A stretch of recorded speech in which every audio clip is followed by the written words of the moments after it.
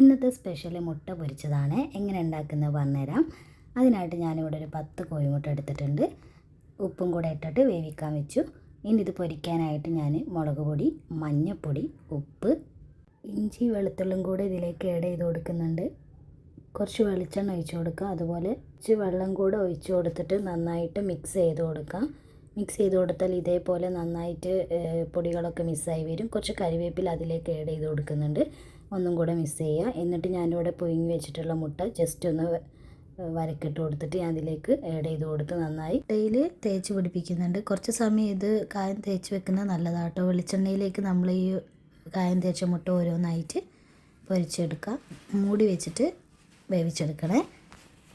ഇവിടെ കുറേ കുട്ടിപ്പട്ടാളങ്ങളുണ്ട്. അവർക്ക് ഈ ഒരു പലഹാരം ഒരുപാട് ഇഷ്ടമാണ്. അതാണ് ഞാനിത് നിങ്ങൾക്കൂടെ ഷെയർ ചെയ്തത്.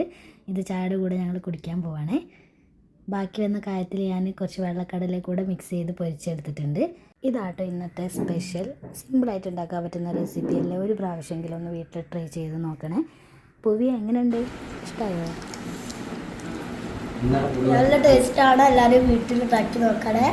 ഇഷ്ടപ്പെട്ട ലൈക്ക് ചെയ്യുക, ഷെയർ ചെയ്യുക, സബ്സ്ക്രൈബ് ചെയ്യുക. കഴിച്ച് ഇത്രയും ആക്കി. നല്ല ടേസ്റ്റാണ് കേട്ടോ. നമുക്ക് 3 ആൾക്ക് ഭയങ്കര ഇഷ്ടമായി.